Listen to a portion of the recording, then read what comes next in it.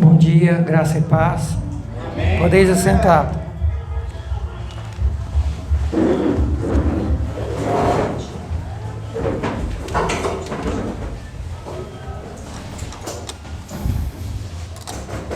Abra sua Bíblia aí no livro de Josué.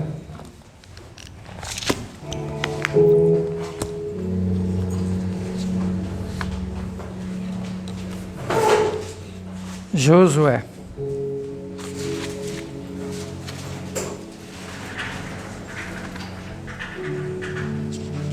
Quinto livro do Velho Testamento.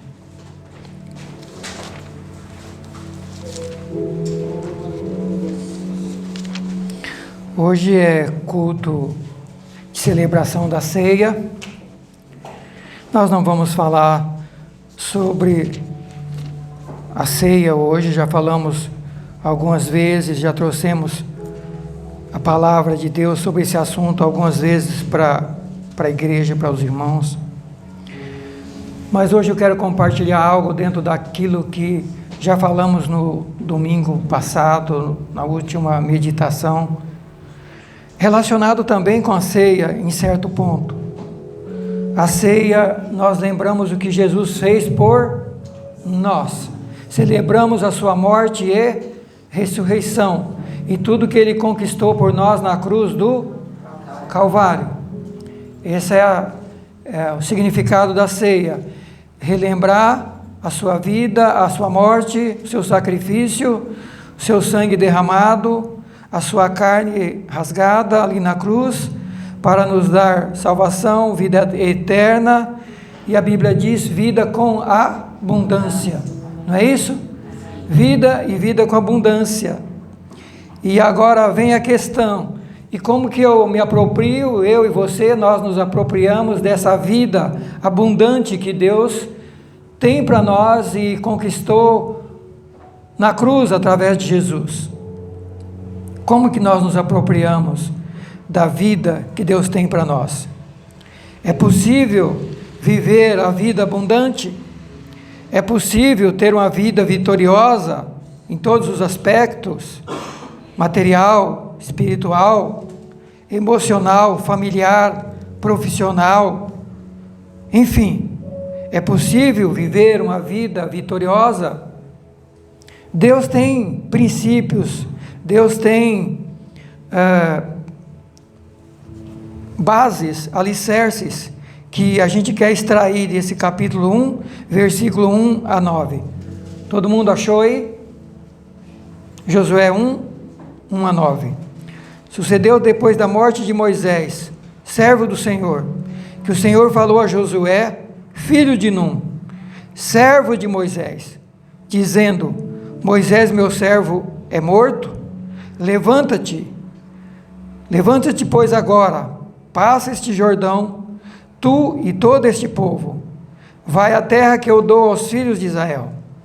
Todo lugar que pisar a planta do vosso pé, tenho dado, como eu disse a Moisés, desde o deserto, desde o Líbano, até o grande rio, o rio Eufrates, toda a terra dos heteus, até o grande mar, para o poente do sol, será o vosso termo. Nenhum te susterá diante de ti, todos os dias da tua vida. Como fui com Moisés, assim serei contigo. Não te deixarei, nem te desampararei. Esforça-te, tem bom ânimo, porque tu farás a este povo herdar a terra que jurei a seus pais que lhes daria. Então somente esforça-te, tem bom ânimo, para teres o cuidado de fazer conforme toda a lei que meu servo Moisés te ordenou. Dela não te desvie nem para a direita, nem para a esquerda, para que prudentemente te conduzas por onde quer que andares. E não se aparte da tua boca o livro desta lei. Antes, medita nele dia e noite, para que tenhas cuidado de fazer conforme a tudo quanto nele está escrito. Porque então farás prosperar o teu caminho, e então prudentemente te conduzirás. Não te mandei eu? Esforça-te e tem bom ânimo. Não pasmes e nem te espantes, porque o Senhor teu Deus é contigo, por onde quer que andares. Feche seus olhos. Obrigado, Senhor, por esta manhã. Obrigado, Senhor, pela vida de cada irmão que veio até aqui. Obrigado por tua palavra que fala ao nosso coração.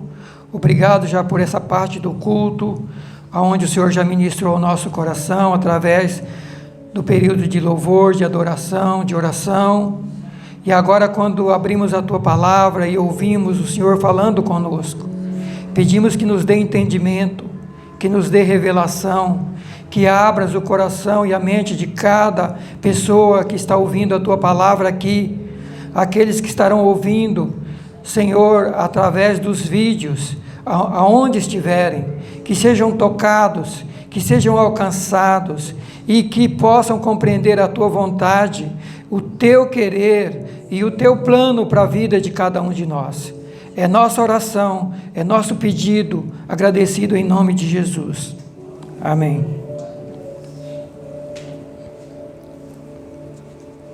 Queridos, no estudo da semana passada, nós estudamos Deuteronômio, o livro anterior, capítulo 28. E lá nós vimos na primeira parte as bênçãos prometidas àqueles que ouvem a voz de Deus. Lá está escrito assim: se atentamente ouvires a voz do Senhor teu Deus, essas bênçãos te acompanharão e te seguirão. Lembram-se? E lá está enumerado uma série de bênçãos, até o versículo 15. E do versículo 15 em diante, está enumerado as maldições, as consequências, se não ouvirmos a voz de Deus. Então, a partir do versículo 15, lá no capítulo 28 de Deuteronômio, está enumerado as consequências que podem vir ou que vêm sobre aqueles que não dão ouvido à voz de Deus. No livro de Josué, e a gente leu alguma coisa nesse livro naquele dia, e nesse livro, nesse capítulo, Moisés, o servo de Deus que foi escolhido para tirar o povo de Israel da terra do Egito e levá-lo à terra escolhida, que Deus tinha escolhido para eles, a terra que Deus tinha prometido. E Moisés caminha com eles 40 anos no deserto, uma viagem que era para durar no máximo 2 anos, do Egito até a terra prometida. Eles demoram 40 anos, por causa da desobediência, rebeldia e incredulidade do povo. E nem o próprio Moisés pôde entrar na terra prometida, e nem os que saíram do Egito puderam entrar na terra prometida, com exceção de 2 homens, Josué e Calebe. Josué é esse do livro que nós estamos lendo, e Calebe também está inserido nesse livro. Nós vamos passar, se for possível, no capítulo 14 e 13 e 14, e a gente vai ver o Calebe também contando a sua história. Eles foram os únicos 2 que entraram nessa terra. E por que da multidão que saiu do Egito, ninguém entrou na terra, somente esses 2 puderam entrar? Porque eles duvidaram de Deus. Eles não confiaram em Deus. Eles não tiveram paciência para esperar Deus agir por eles. Eles não tiveram perseverança, eles não fundaram suas vidas e sua fé na palavra de Deus, eles não prestaram atenção na palavra que ouviam, eles não guardaram, eles não praticaram, e duvidaram, e reclamaram, e murmuraram, e quiseram voltar para trás, e quiseram desistir, e Deus chegou a um ponto que perdeu a paciência com eles e disse: olha, ninguém desses aqui que saiu do Egito vai entrar na terra prometida, com exceção de 3 classes, de Josué, de Calebe e os filhos de vocês de 18 anos para baixo, de 21 anos para baixo, que vocês estão dizendo que vão morrer nesse deserto por causa do sofrimento que vocês estão passando aqui. Esses filhos de vocês estão dizendo que vão morrer aqui, eles vão entrar na terra. E Josué e Calebe, porque ele não duvidou, ele foi espiar a terra junto com 12 Josué e Caleb, mais 10, foram espiar a terra quando já estavam chegando à margem do rio Jordão, já contemplando a terra do outro lado. Moisés manda 12 espias ir lá ver como que era a terra, e eles vão e voltam, e 10 falaram, não podemos ir, lá é um povo muito forte, nações enormes, gigantes, homens preparados para a guerra, cidades tremendas, armadas e exércitos enormes, não, nós não vamos poder ir, vamos desistir, vamos voltar para trás.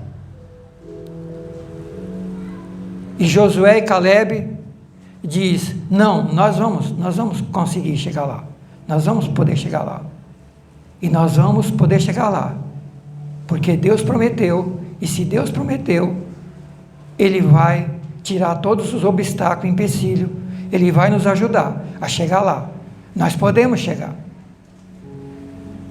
E os 10 falaram um monte de coisa negativa, e convenceu toda a multidão de Israel, 3 milhões de pessoas, a não ir, a desistir. E essa multidão quis apedrejar Moisés e quis apedrejar os 2 que queriam continuar a caminhada.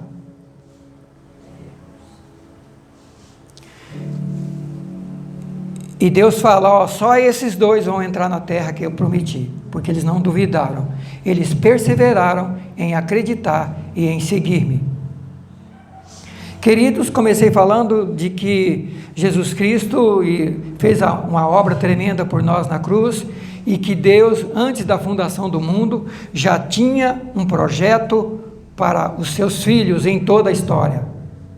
Deus tem um projeto para a sua vida, Deus tem um projeto para a sua família, Deus tem um projeto para as nossas vidas, Deus tem um projeto para o seu povo, Deus tem um projeto para os seus filhos, mas só vai entrar na promessa de Deus, só vão apropriar da promessa de Deus aqueles que crerem, confiarem e seguir o plano que Deus tem traçado para cada um de nós.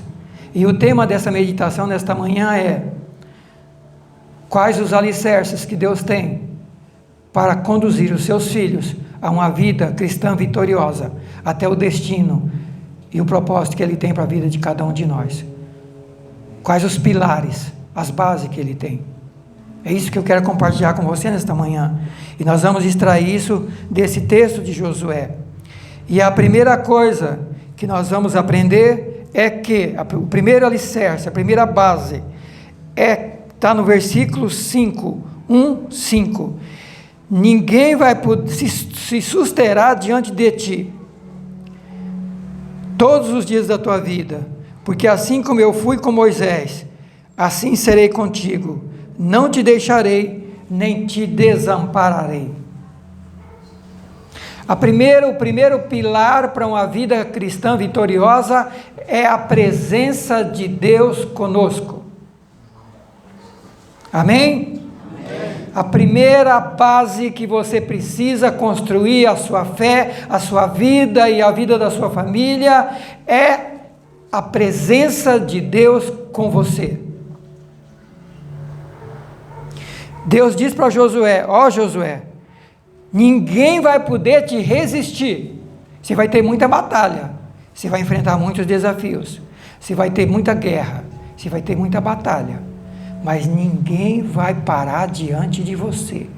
Todo mundo que se levantar contra você vai cair. Sabe por quê? Porque assim como eu fui com Moisés, serei contigo todos os dias da tua vida. Não te deixarei e nem te desampararei. É essa presença que eu e você precisa se quisermos ser pessoas vitoriosas em todos os aspectos e em todas as áreas da nossa vida. É a presença de Deus, esse Deus tremendo e vitorioso, que teve com Abraão, com Isaac, com Jacó, com Moisés, com o povo no Egito, esse Deus de milagres. E o povo sabia muito bem quem era esse Deus, porque viram abrir o Mar Vermelho, viram tirá-los da escravidão do Egito, viram as 10 pragas do Egito, viram ele tirar a água da rocha para dar água para eles no deserto, porque deserto não tem água, viram dezenas de milagres de Deus.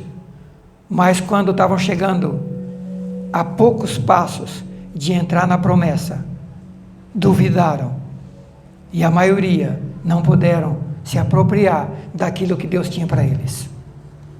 E eis a razão dessa palavra nesta manhã, porque muitas vezes a gente caminha a vida toda, luta, e quando está perto de apropriar daquilo que Deus tem, corremos risco de perder tudo, por falta de alguns princípios básicos.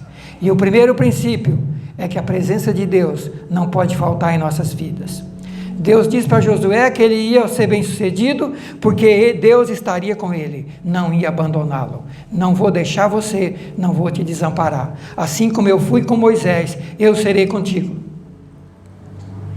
E como é que nós trazemos Deus para nossas vidas?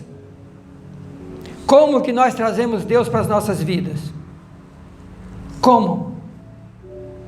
Jesus disse: eu sou o caminho, a verdade e a vida, ninguém vai ao Pai, vai a Deus, senão por mim. Primeira coisa, só chegamos a Deus através de Jesus Cristo. Eu preciso crer e aceitar a obra que Ele fez por mim na cruz, porque é essa obra que me dá acesso a Deus. É através da obra de Cristo que meus e nossos pecados são perdoados e apagados, e tirados, porque o pecado nos separa de Deus. Isaías 59:1 diz que Deus dizendo que Ele não pode ouvir as nossas orações, porque o pecado nos separa dele. Olha só: eis que a mão do Senhor não está encolhida para não poder salvar, e nem o seu ouvido agravado, surdo, para não poder ouvir, mas as vossas iniquidades fazem divisão entre vós e o vosso Deus, e os vossos pecados encobrem o seu rosto, para que não vos ouça. Pecado separa o homem, o ser humano, de Deus. Pecado separa o ser humano de Deus. A Bíblia está dizendo que Deus não está com o ouvido surdo para não poder ouvir. As mãos de Deus não estão encolhidas para não poder estender e abençoar. Mas pecado nos separa dele. E eis a razão de Cristo ter vindo há 2000 anos na terra, para resolver o problema da separação do homem de Deus. Resolver o problema do pecado, porque a Bíblia diz que ele veio ao mundo para tirar os pecados. Foi a primeira palavra que João Batista disse quando viu Jesus: eis o Cordeiro de Deus que tira o pecado do mundo. Mas tira para todo mundo? Tira para aqueles que creem, aceitam e acreditam. O primeiro passo para trazer a presença de Deus para nós é entender que somos miseráveis pecadores, arruinados, distanciados, estamos longe de Deus através do pecado, e o único caminho para nos unir a Deus é através de Jesus Cristo. Porque Deus amou o mundo de tal maneira que deu seu Filho unigênito, para que todo aquele que nele crê não pereça, mas tenha vida eterna. João 3,16. É o primeiro passo: entender o Evangelho, aceitar o Evangelho, crer no Evangelho, aceitar Jesus Cristo, para que o pecado seja tirado e nós possamos ter acesso a Deus. Por isso ele disse que Ele é o caminho, a verdade e a vida, e ninguém vai ao céu senão por Ele.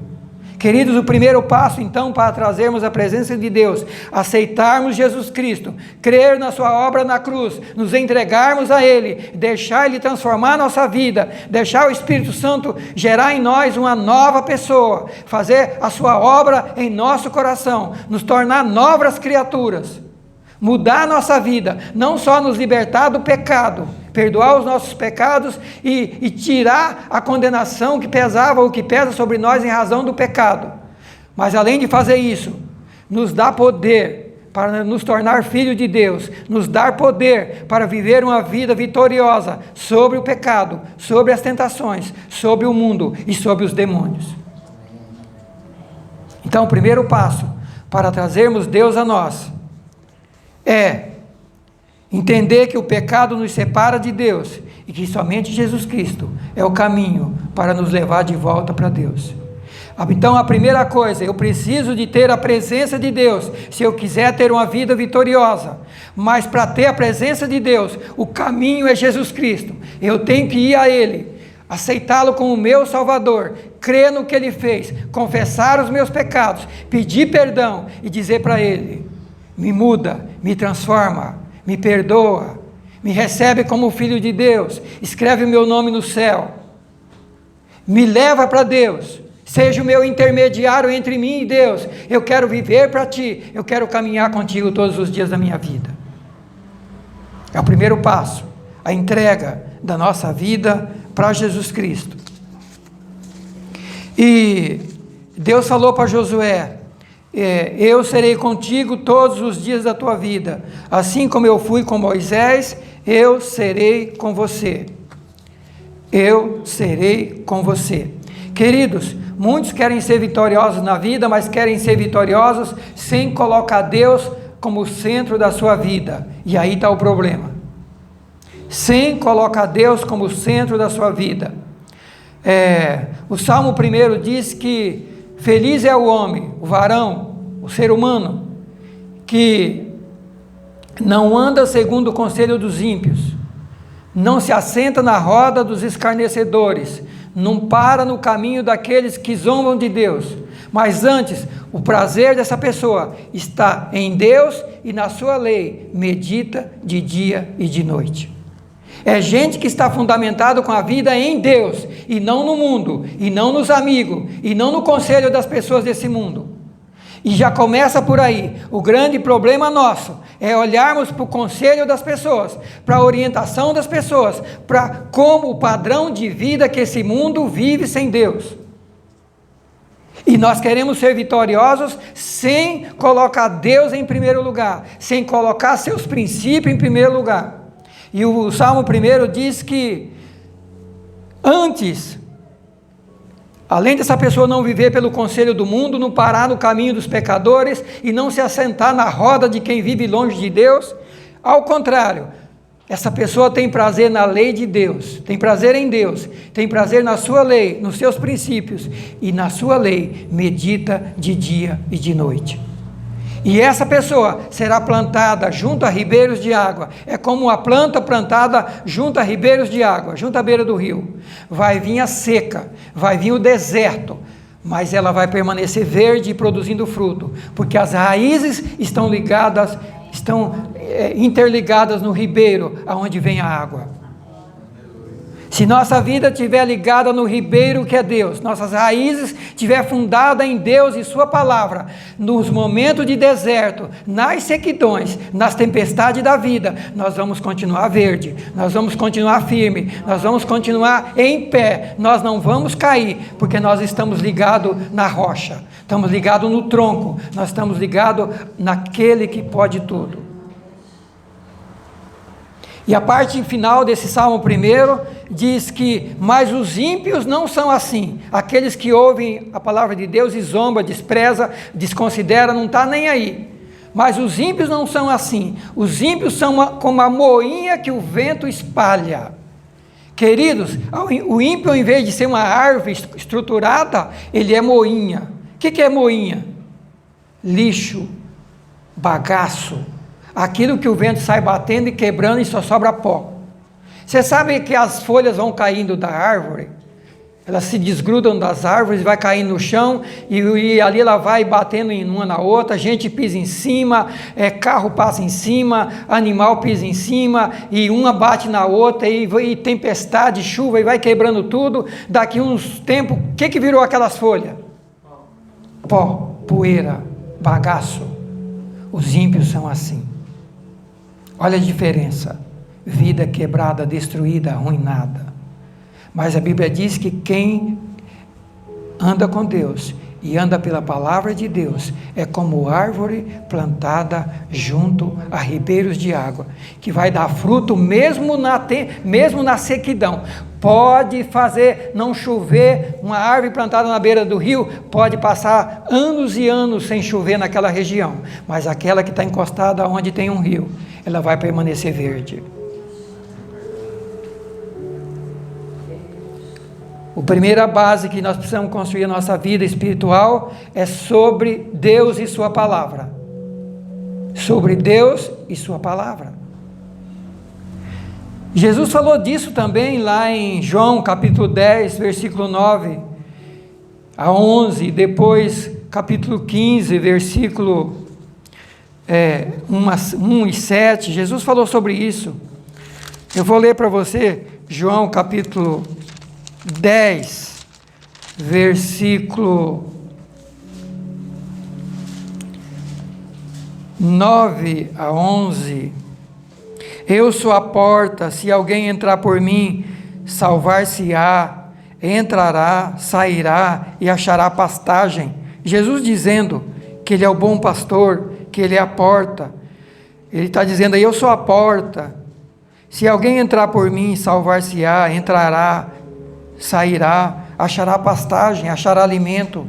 O ladrão não vem senão para roubar, matar e destruir, falando do diabo e seus demônios. Mas eu vim para que tenham vida, e vida com abundância. E eu sou o bom pastor, e o bom pastor dá a sua vida pelas suas ovelhas.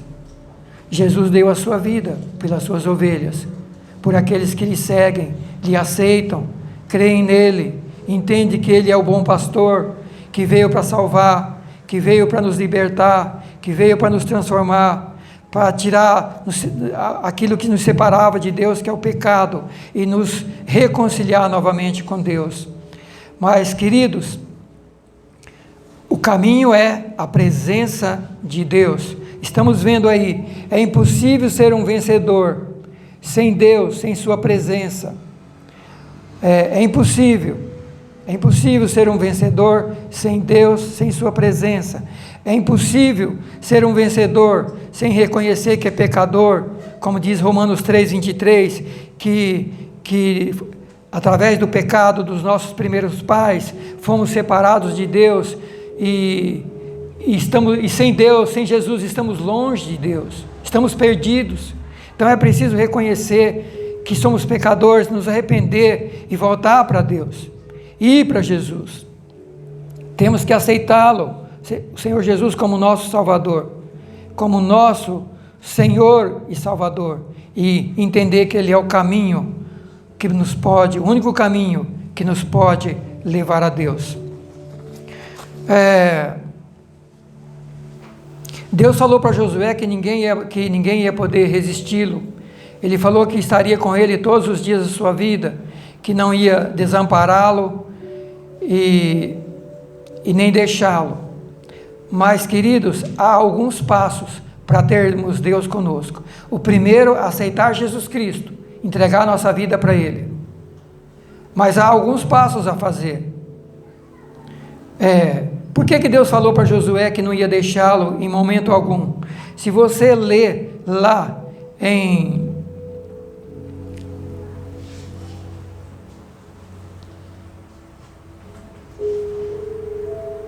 Salmo 42, 2, se você ler Josué 33, 11, você vai ver, Josué 33, 11, diz que o Josué não se apartava da tenda. Esse homem aqui, do livro, ele era servidor de Moisés.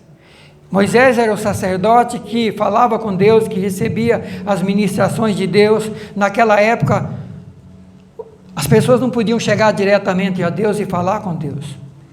Uma das coisas que Jesus Cristo nos trouxe, foi dar o direito de a gente falar com Deus.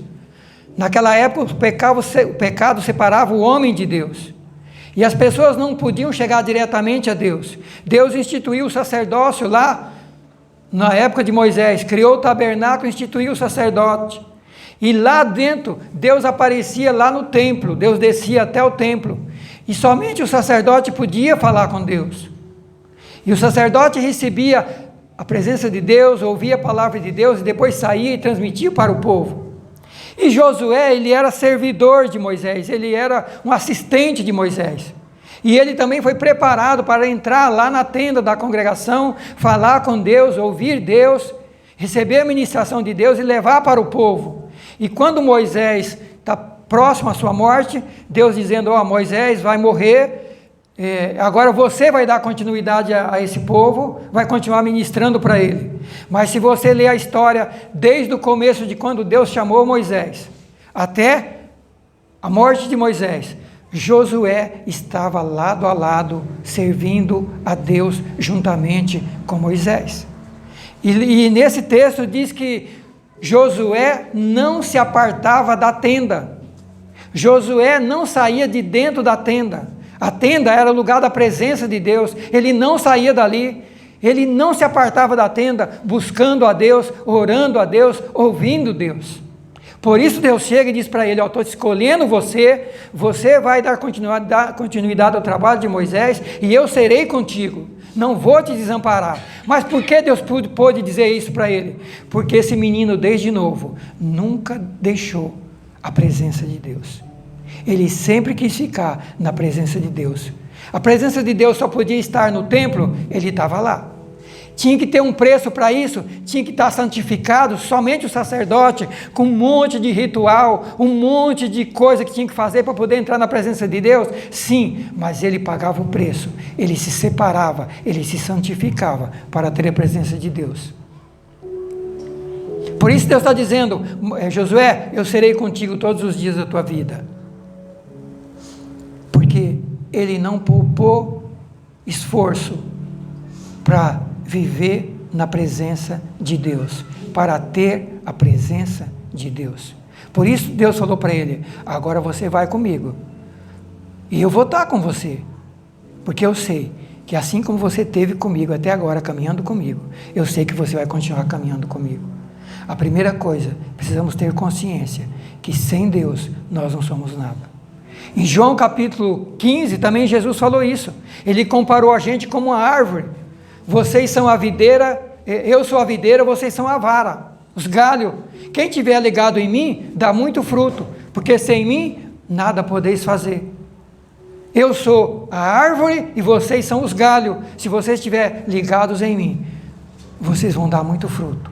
Agora, se vocês forem desligados de mim, vocês vão secar como um galho que você arranca da árvore e ele seca. Assim é nós separados de Deus.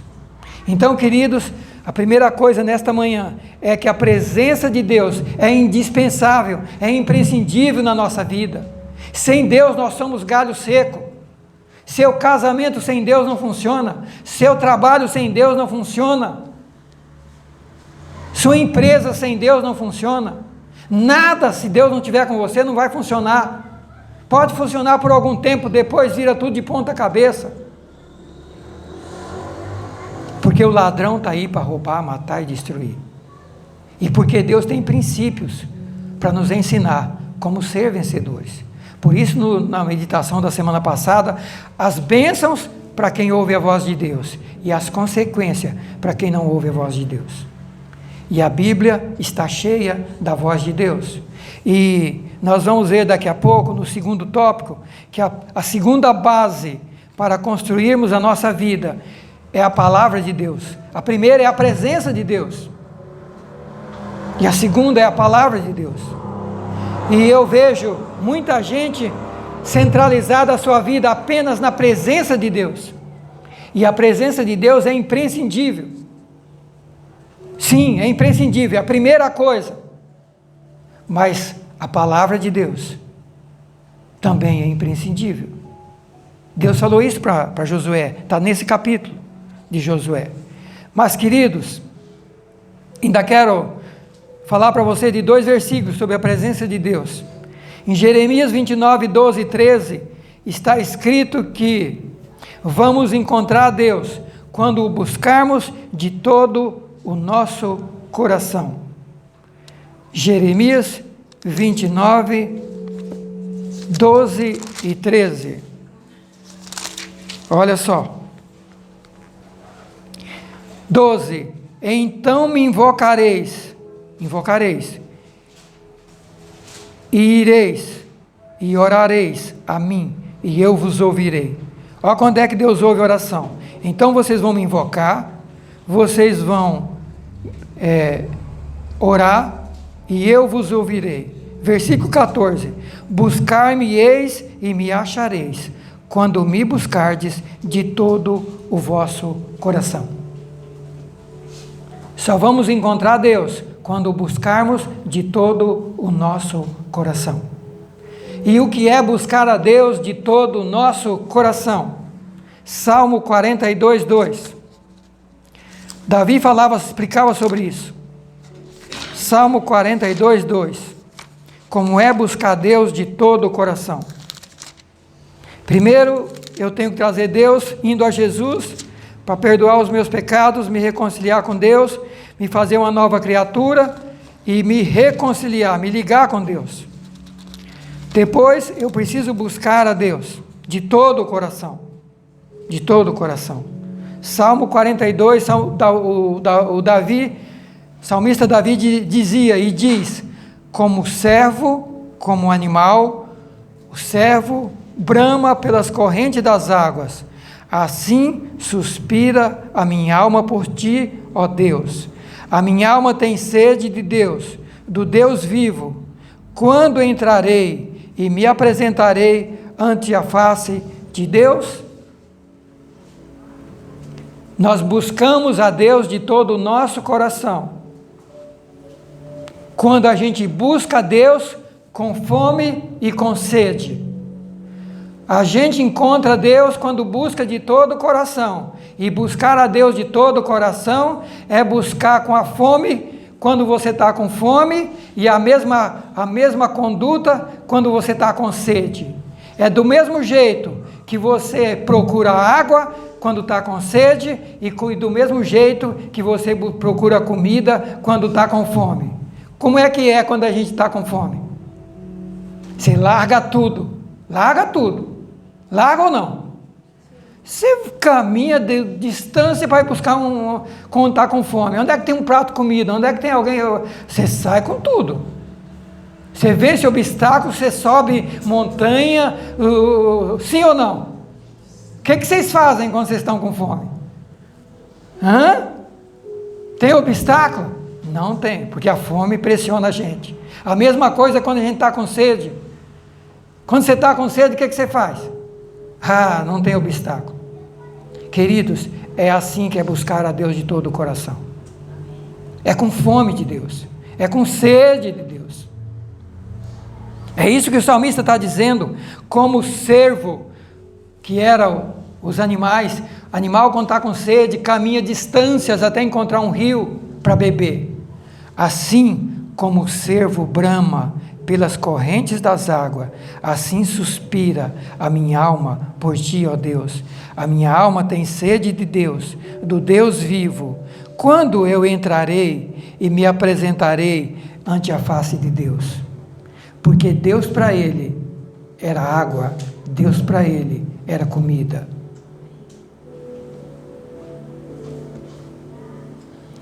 Queremos ter vida vitoriosa.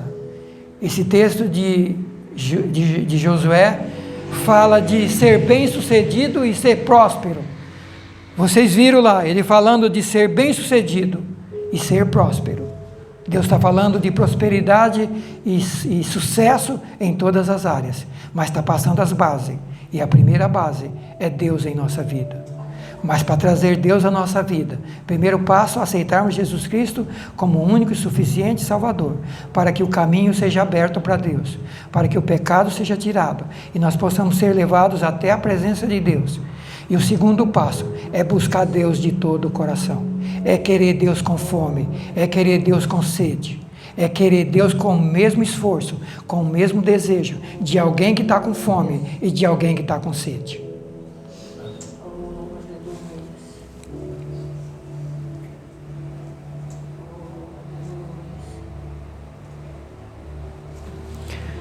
Aleluia. Quanto tempo a gente gasta com Deus durante a semana? Quanto tempo a gente gasta com Deus durante o mês?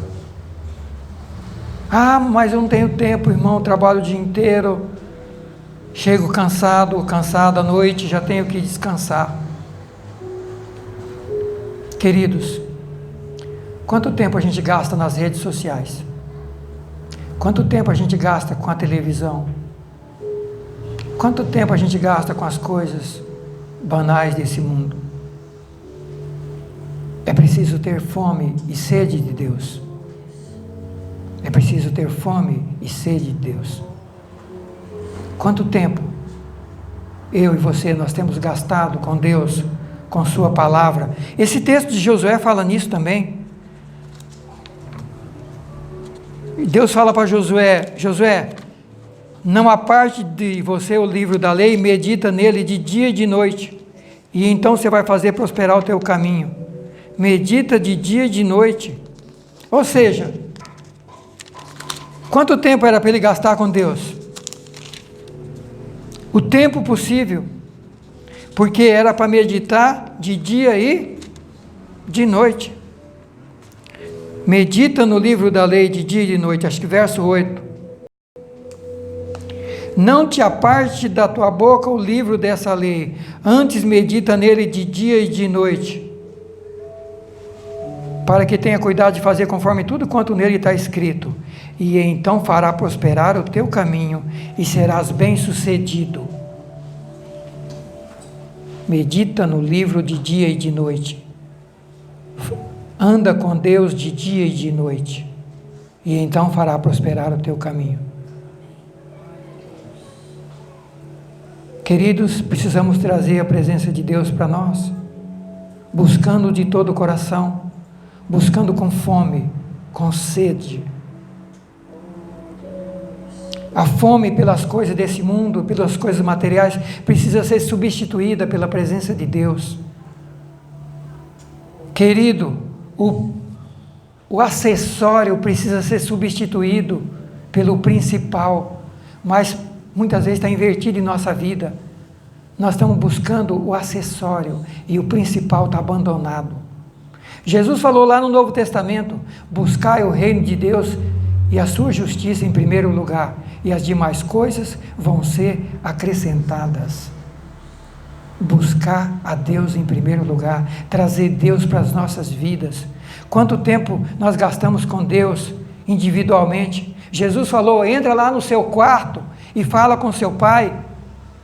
Quanto tempo nós gastamos com Deus lá no nosso quarto? Às vezes gastamos tanto tempo reclamando, falando para as pessoas, chorando, contando nossos problemas nas redes sociais e pedindo ajuda. E quanto tempo nós gastamos lá no nosso quartinho com Deus? A primeira base que eu e você precisa construir é a presença de Deus em nossa vida. Primeiro, aceitando Jesus, entregando nossa vida para Ele e decidindo segui-lo. Em segundo lugar, buscando a sua presença com fome e com sede, dia e noite. É gastando tempo com Deus.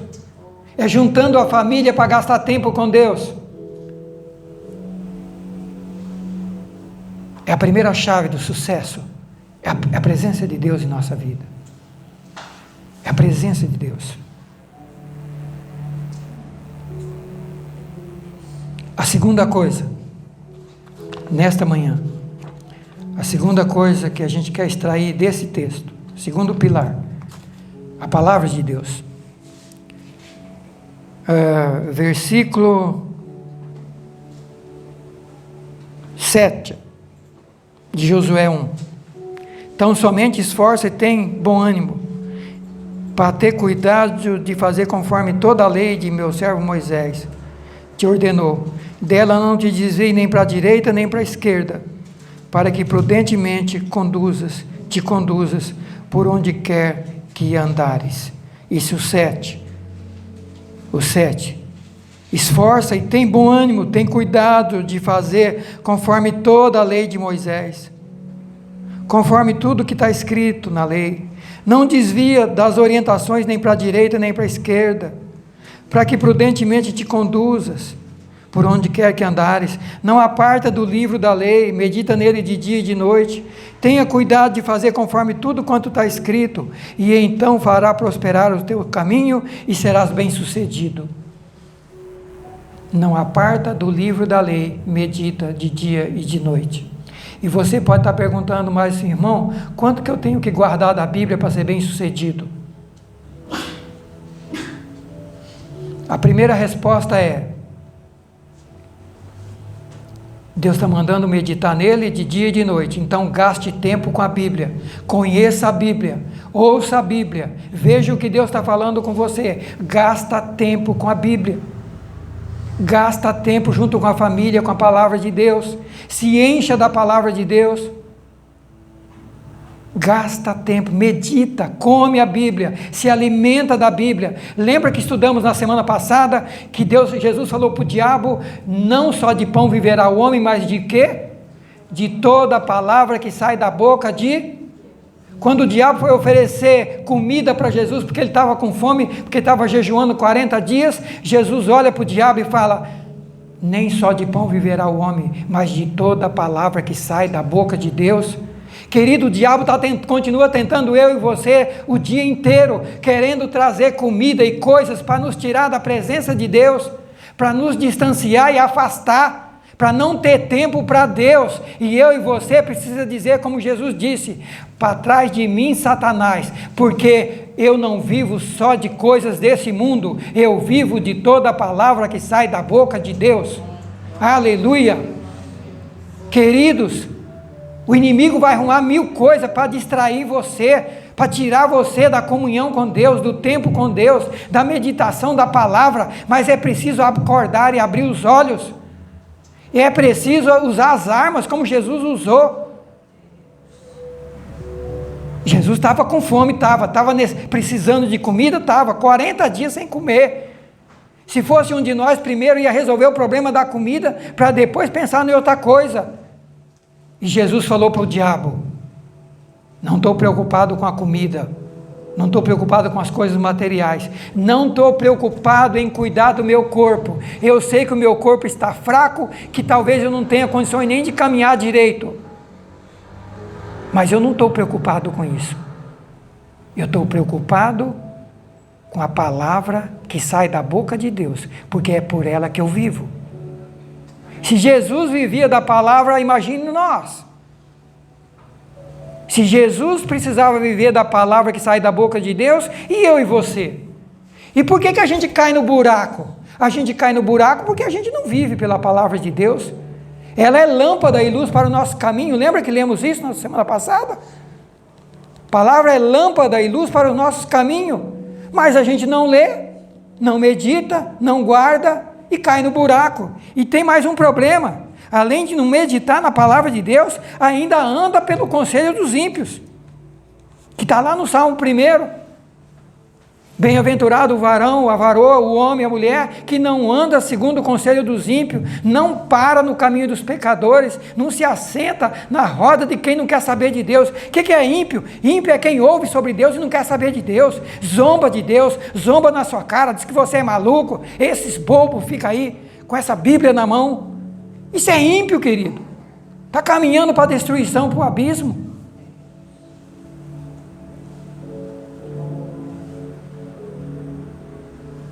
E muitas vezes, nós estamos ouvindo, sem querer, o conselho dos ímpios. Nós estamos lá com a televisão ligada e a televisão despejando aquele monte de desgraça, de lixo, ou é tragédia, ou é pecado, ou então é mentira. É o que está cheio a televisão. Essas 3 coisas: tragédia, coisa errada ou mentira. E a gente está lá. Ou então nas redes sociais, os amigos bombardeando, e até quem não é amigo, acontece uma tragédia em qualquer lugar no Brasil, alguém já posta lá. Tem gente que posta até a pessoa toda esbagaçada, sai colhendo tragédia, e depois quer ser bem sucedido. A Bíblia diz que é para a gente fugir da aparência do mal, não é nem do mal. A Bíblia ensina isso: fuja da aparência do mal, é da aparência. Distancie da aparência, não é nem do mal, porque as coisas ruins só destroem. A Bíblia ensina que é para a gente ocupar a nossa mente com coisa boa.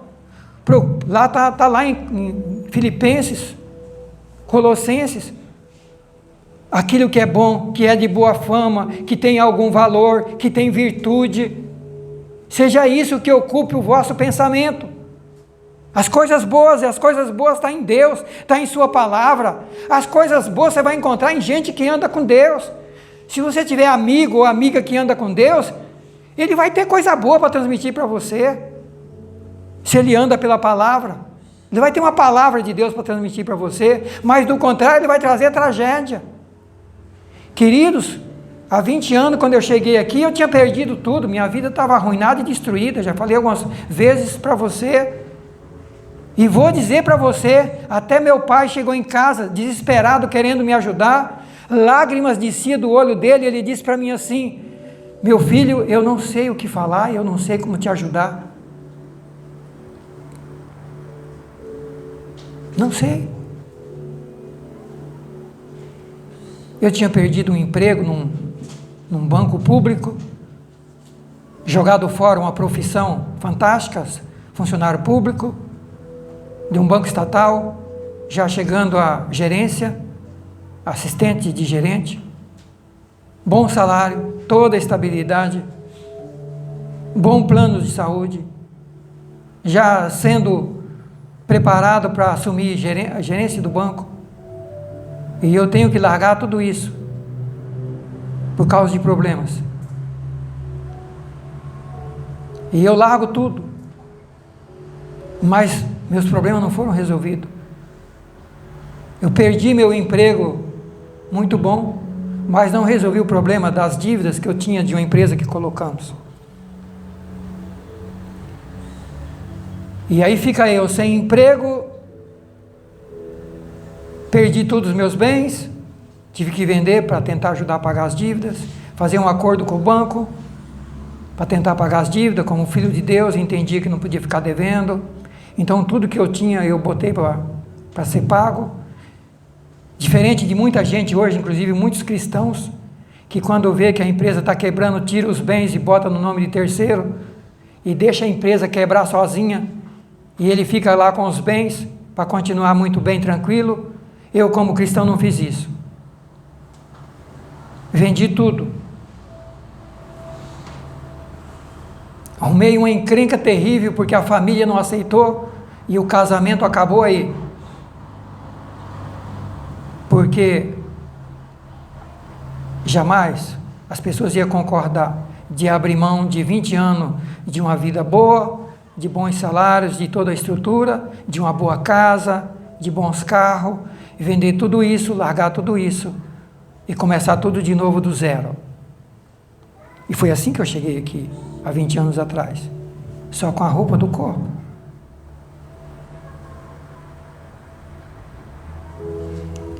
E eu estou falando de conselhos. A Bíblia está falando conosco de conselhos.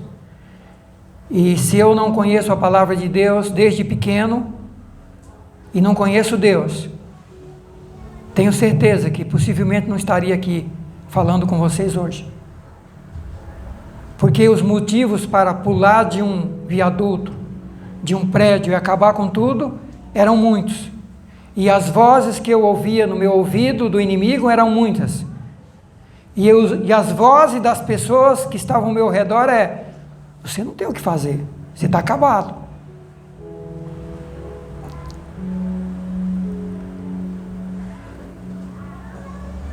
Os amigos e clientes da última agência do banco, que eu fiquei lá vários anos e carreguei eles nas costas várias vezes, segurando o estouro das contas deles e dos empréstimos deles. Quando me via andando de um lado da calçada, passava para o outro, porque sabia que eu tinha perdido tudo, inclusive o serviço do banco. E talvez ficava pensando, vai pedir uma ajuda para mim e eu não vou distanciar disso aí. Isso aí está quebrado, está arruinado. Atravessava a calçada e ia para o outro lado, para não falar com você. Queridos, mas eu conhecia Deus, eu conhecia a palavra de Deus. Eu sabia que Deus não ia me desamparar. Todo mundo podia me deixar, eu podia perder tudo, mas eu tinha um Deus que ia me dar tudo de volta. Eu cria num Deus que pode todas as coisas. Eu conhecia a Bíblia, eu conhecia Deus. Pelo menos uma coisa nossos pais nos ensinou desde pequeno: conhecer a Deus e segui-lo. Desde pequeno, meu pai lia a Bíblia com a gente de manhã, ele lia a Bíblia à noite. É o que a Bíblia fala. Ele estava lendo a Bíblia, muitas vezes nem explicava, mas nós estamos ouvindo. E a gente conhecia a Bíblia. E aí a pergunta: o que você está fazendo com a palavra de Deus na sua casa? Leia a Bíblia. Medite na Bíblia. Leia a Bíblia com sua família. Você não tem ideia o efeito que se vai ter no futuro. Então, queridos, Deus fala para Josué: não desvie nem para a esquerda, nem para a direita, mas segue o que está escrito no livro da lei, na minha palavra. Na época era a Bíblia do Velho Testamento, eram os 10 mandamentos. Hoje nós temos os 10 mandamentos, nós temos os livros, a Bíblia do Velho Testamento, e nós temos a Bíblia do Novo Testamento, nos dando 1001 orientação, qual caminho seguir. Mas a quem nós consultamos? A quem nós estamos seguindo? Deus e sua palavra ou o conselho dos ímpios? Se eu tivesse ido pelo conselho do mundo, eu não estaria aqui mais. Porque para mim, aos olhos dele, não tinha mais solução. Não tinha mais recurso. Não tinha mais. Era um homem acabado. Largar um emprego estatal de 20 anos, ótimo salário, estabilidade no emprego, vender tudo, casa, carro, tudo, e chegar aqui sem nada, sem saber por onde começar.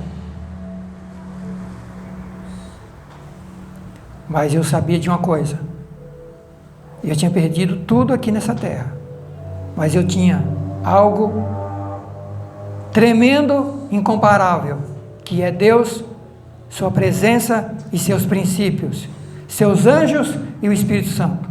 Todos eles estavam comigo e ao meu favor. E por isso, nesses 20 anos, depois desses fatos, Deus entrou em ação na minha vida e mudou totalmente. Totalmente. Vocês conhecem a história. Já falei para vocês.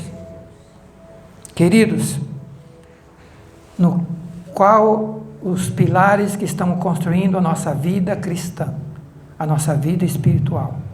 Primeiro, precisamos da presença de Deus. Segundo, precisamos andar pela palavra de Deus. Precisamos construir nossa vida e viver nossa vida a cada dia, olhando para o que a Bíblia diz. Aprenda a resolver seus problemas olhando para o que a Bíblia diz. Tal assunto, como é que eu resolvo? Hoje nós temos um ajudante fantástico para nos ajudar a encontrar isso na Bíblia. Digita lá no professor Google o assunto, escreve na frente Bíblia. Por exemplo, fé, tracinho Bíblia, vai enumerar os textos da Bíblia que fala sobre fé. Casamento, vai enumerar os textos da Bíblia que tem fé. Antigamente a gente não tinha isso, a gente comprava aquelas Bíblias de concordância, que é um livro feito pelos teólogos que ensinava onde tem todos os... E eu tenho essa Bíblia até hoje, e ela, por exemplo, salvação, tem todos os textos do Velho Testamento e do Novo Testamento onde fala salvação, onde fala de tudo quanto é assunto, tem lá, e eu vou lá e pesquiso, e eu trago N textos falando sobre aquele assunto. Mas hoje até o Google traz isso. Use as ferramentas que nós temos tecnológicas aí para conhecer a Bíblia, para estudar a Bíblia. Então, queridos, fundamentar a nossa vida sobre a palavra de Deus. Não se desviar nem para a direita, nem para a esquerda, é o que ela está dizendo.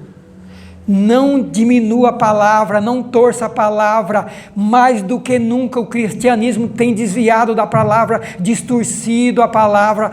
Quanta gente interpretando a Bíblia do jeito deles, querem um evangelho barato, que pode viver de qualquer jeito.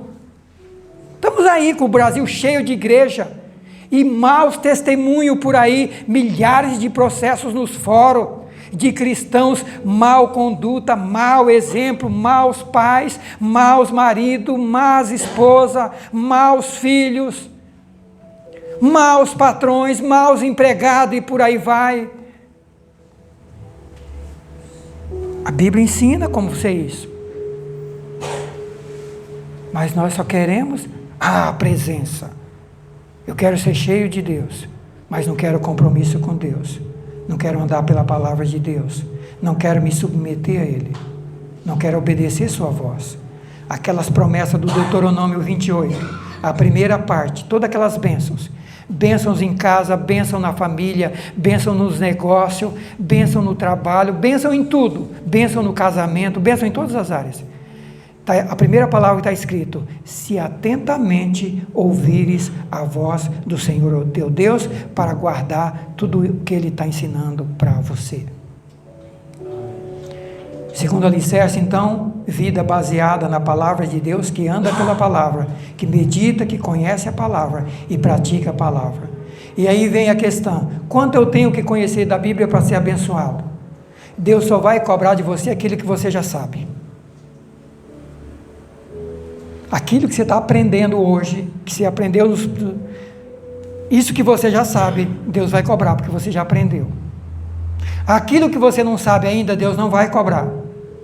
Agora, procure saber, porque às vezes, Deus está querendo falar para você, um buraco que está na frente de você, e você não sabe que tem, e olhando na Bíblia, Deus vai falar com você. Quanta gente sai por aí procurando oração, procurando profeta, e quem está no mundo sai procurando horóscopo, espiritismo, tudo quanto é coisa, para ter resposta. Está aqui, ó. A Bíblia está aqui com todas as respostas. Tudo que eu precisei até hoje eu encontrei aqui, para vencer todos os desafios que eu já enfrentei. Já enfrentei de tudo. A palavra. A palavra. E concluindo,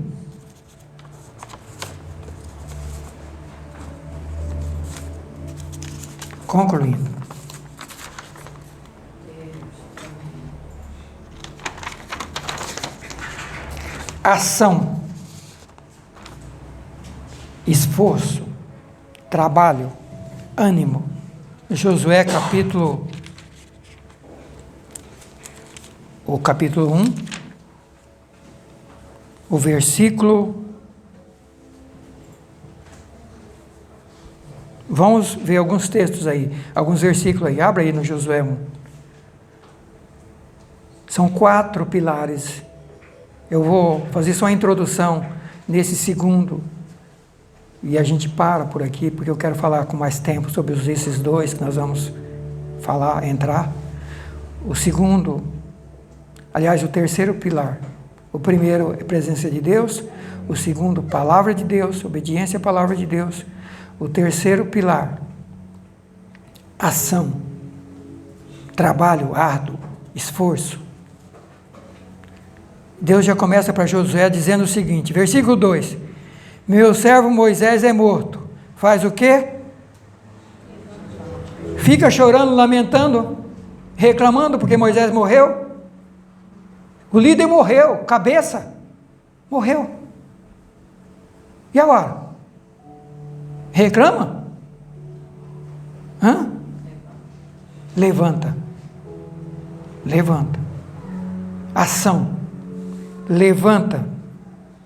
Levanta e passa o Jordão, e vai à terra, e leva o povo à terra que eu estou dando aos filhos de Israel. Onde eles estavam ainda? Eles estavam no deserto, ainda estavam no deserto. A terra estava de frente, só tinha separando eles e a terra, o rio Jordão. Moisés foi até a divisa. Moisés morreu no final do deserto. O Jordão na frente e a terra prometida na frente. Mas a terra tinha gigantes, nações enormes, fortificadas, exércitos enormes, que podia destruir eles. Eles, um povo andando pelo deserto, sem ter nem casa para morar, despreparado para a guerra. E Deus diz para Josué, você vai dar continuidade agora. Agora você vai enfrentar. Moisés caminhou com vocês no deserto. Josué, você vai caminhar na batalha. Josué, você vai guerrear. Josué, você vai enfrentar exércitos. Você vai desapossar esse povo. Você vai tirar todo mundo que está aí, limpar todo mundo, porque a terra eu vou tirar todo mundo e dar para o meu povo. Aí nós queremos ser bem-sucedido, nós queremos vencer, nós queremos bênção, nós queremos prosperidade, mas nós não queremos sair do deserto, nós não queremos enfrentar desafio, nós não queremos batalhar. Nós queremos que as coisas caiam do céu, nós queremos ficar só orando.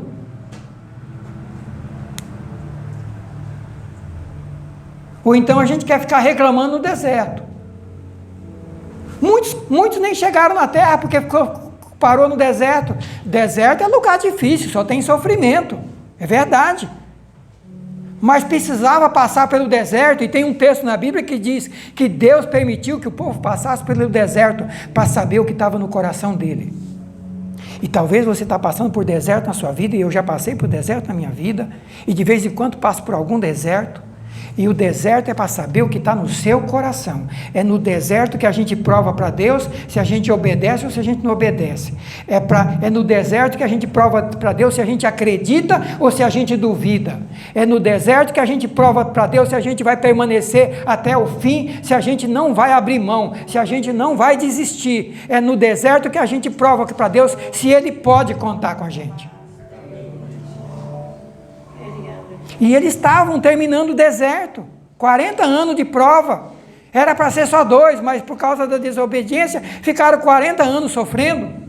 E sabe, irmãos, tem gente que a prova dele já está há 40 anos e não acaba, por causa de incredulidade, de rebeldia, de murmuração, de olhar para trás, só olha pelo que já perdeu, pelo que já teve, não olha pelo que Deus pode dar para você.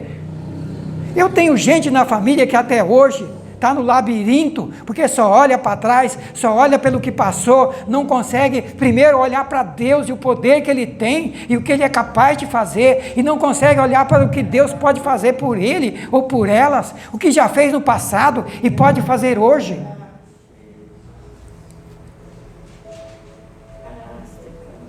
Mas tem gente que é acomodado, ele quer ficar no deserto. Deus chega para Josué e fala: levanta, meu amigo, levanta, sei que você está para baixo, Moisés morreu, era o líder de vocês, mas levanta, porque você vai dar continuidade, você vai levar o teu povo na terra da promessa. Primeiro desafio que você tem é atravessar o Jordão. Era um rio de 30 metros de largura, não era muito grande, 30 metros, talvez um pouco mais largo do que o Atibaia.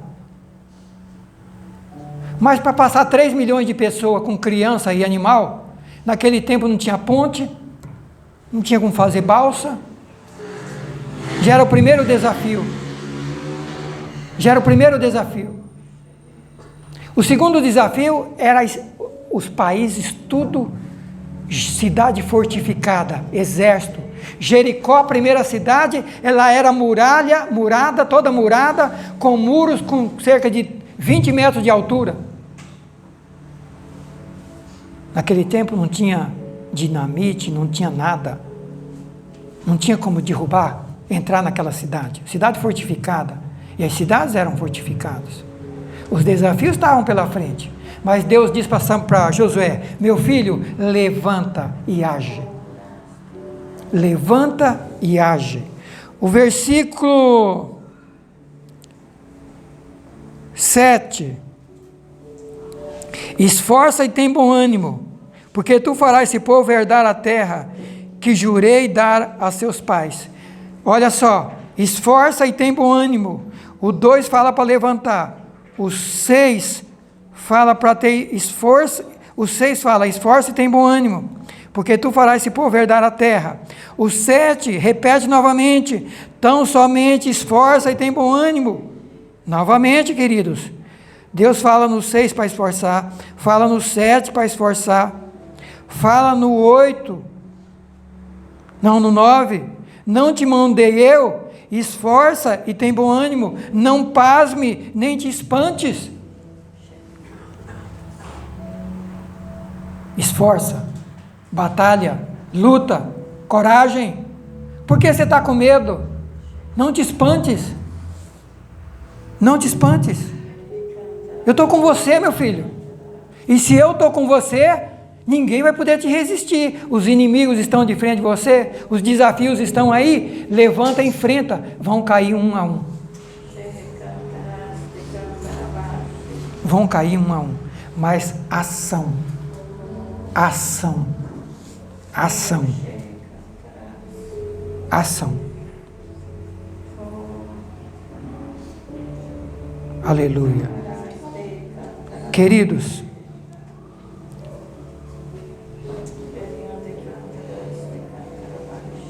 deserto não é lugar de comodismo. Deserto não é lugar de descansar. Então, a ordem de Deus é: levanta, age, anda, enfrenta os obstáculos, desafios. Querido, tem um versículo de Miqueias 2:10 que diz assim: levantai-vos e andai, porque aqui não é lugar de descanso, por causa da corrupção que destrói, e que destrói grandemente. Aqui não é lugar de descansar, querido. Aqui não é lugar de descansar. Tem gente querendo descansar aqui.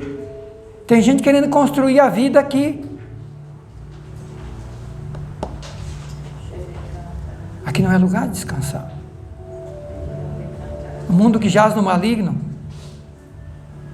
Deus vai ser comigo e é com você. Vamos ser vitoriosos aqui, vamos, mas aqui não é lugar de descansar. Aqui é lugar de lutar, é lugar de batalha. Não é lugar de comodismo, de ficar de braço cruzado. E você vai ver que no capítulo 13, 14 desse livro,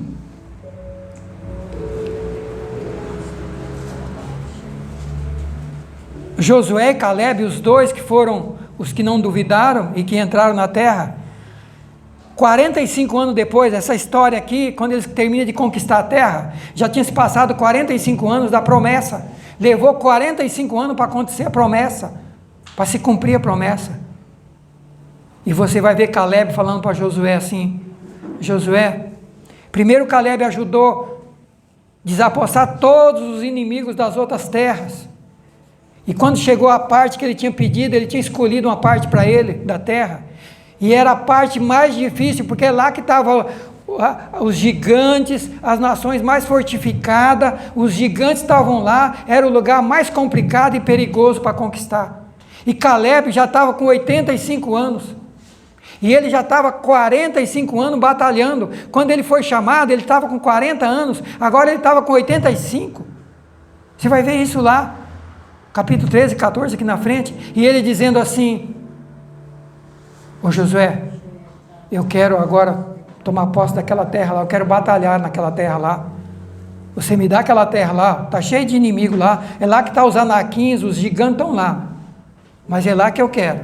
É verdade que eu estou com 85 anos, mas eu estou tão forte e tão preparado para batalhar como eu estava 45 anos atrás. Eu estou com 85 anos, mas eu estou preparado, tanto quanto eu estava quando estava com 40 anos. Quantos anos você tem, querido? Quantos anos você tem? Você já está acomodando? Já está querendo parar? Já está querendo ficar satisfeito? Satisfeito com o quê? Aí talvez você olhe: mas eu já conquistei algumas coisas. Deus agiu por mim. Sim, eu também. Mas deixa eu dizer uma coisa para você. O diabo não para dia e noite. Lá em Apocalipse diz que Satanás trabalha dia e de noite. Está escrito lá, de dia e de noite. E se ele puder, ele destrói eu e você. E se nós não abrirmos os olhos, as nossas conquistas podem se desaparecer da noite para o dia.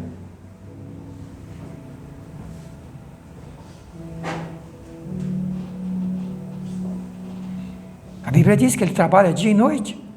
Inclusive no céu, diz que ele vai no céu nos acusar de dia e de noite. Imagina na terra, usando pessoas, usando circunstâncias. Ou você pensa que as batalhas que você enfrenta aí com as pessoas aí fora, os problemas, as injustiças, as dificuldades para lidar com as pessoas, você pensa que quem está agindo? Você pensa que é só as pessoas que são más? O ser humano também é mau.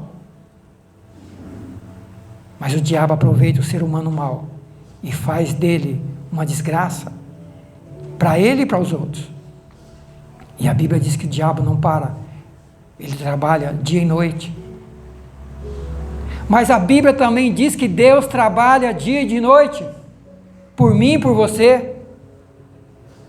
Tem gente que fala assim, não, mas Deus trabalhou 7 dias, construiu tudo, e no 7º dia descansou. Sim.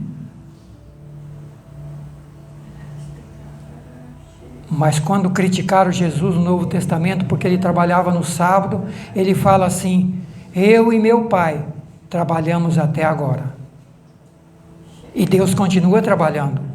Se Deus não estivesse trabalhando por mim, por você e pelo planeta, esse planeta já teria desaparecido. O ser humano e os demônios já teriam destruído. Mas Deus é Deus, e Ele é dono de tudo, e Ele continua com tudo sob o seu controle, inclusive a minha vida e a sua vida, e Ele cuida de cada um de nós, e para Ele fazer tudo isso, Ele trabalha dia e noite. E eu não vou citar esses textos hoje, porque nós vamos voltar nesse estudo na próxima oportunidade. Eu estou concluindo.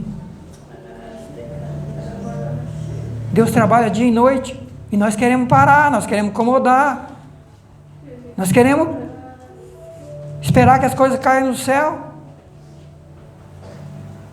seja material, seja espiritual. Nós não queremos enfrentar obstáculo e desafio para conquistar.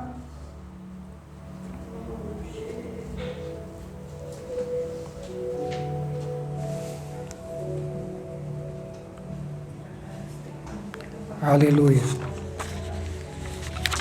Aleluia. Glória a Deus.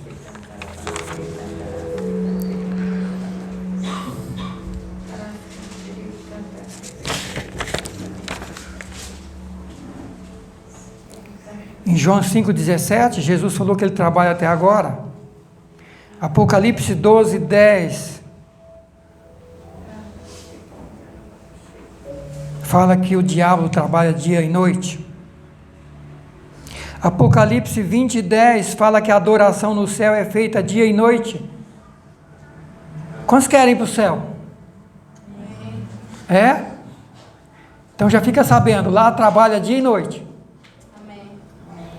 Deus não tem negócio que de 8 horas só não, a jornada dele não é só 8 horas não. Você está querendo trabalhar só 8 horas por dia e folgar o resto? Para começar, a Bíblia diz que o céu não tem noite, só tem dia. Então, gente que gosta de dormir muito, no céu não tem noite. Está escrito. Sabe onde é que está escrito isso? Apocalipse 21. Lá não tem noite. O céu não tem noite, o céu é dia. O céu não tem escuridão, porque a presença de Deus é 24 horas de luz. A adoração no céu é 24 horas. Você lê esse texto aqui de Apocalipse, você vai ver que os anjos e os arcanjos estão adorando 24 horas. E nós somos chamados para ir para o céu para adorar. 24 horas.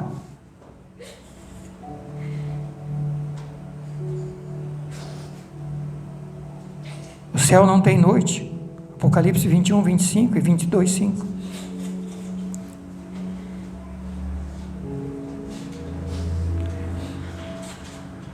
E o sofrimento no inferno também é 24 horas. É de dia e de noite. O sofrimento no inferno não cessa, não para. Deus está dizendo para mim e para você que é preciso nos conscientizarmos, que é preciso esforço, luta, ação, batalhas, aqui. E nos conscientizar que não adianta, então vou morrer, porque então vou morrer. Não tem gente que diz que quer morrer para descansar? Você já viu gente querendo se matar para poder sair do sofrimento? Querido, se você morrer salvo, você vai para o céu para adorar a Deus 24 horas por dia. E se você, ou eu e você, estiver perdido, for parar no inferno, estamos lascados. Noite e dia de sofrimento, de dor e de sofrimento. Então é preciso voltar para a palavra de Deus e vermos que a visão que Deus passa daqui e do futuro é muito clara. Não tem para onde fugir.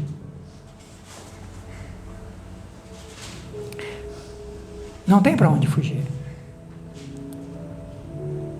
Mas Deus nos convida para sermos pessoas vencedoras. Vamos ficar em pé. Vou parar por aqui que tem mais algumas coisas para vermos. Mas como você está construindo a sua vida? Qual alicerce? Qual base? Primeiro, Deus e sua presença. Segundo, palavra de Deus, seus princípios e seus conselhos, não os do mundo. Terceiro, é preciso ação. Deus faz a parte dele, mas a minha e a sua é eu. Nós temos que levantar, nós temos que agir, nós temos que trabalhar. Seja para conquistar materialmente, seja para conquistar as coisas espirituais. Temos que lutar, batalhar, correr atrás. Você vai ver a Caleb dizendo que estava com 85 anos e estava preparado para batalhar. Será que você tão jovem ainda já está acomodado? Já está querendo descansar? Já está querendo parar? Cuidado. Primeiro, porque se a gente para de conquistar. Segundo, se a gente corre o risco de perder aquilo que a gente já conquistou. Não adianta. Vida cristã, ela não tem retorno. Ou você vai para frente, e não para. Ou você volta para trás e perde tudo. Ou vai para frente e não para nunca. Ou se você parar, ao momento que você parou, você já fica para trás. É igual uma corrida. Você está correndo, todo mundo correndo. Você parou, você já ficou para trás. Porque quem está correndo já passou na sua frente. Vamos orar.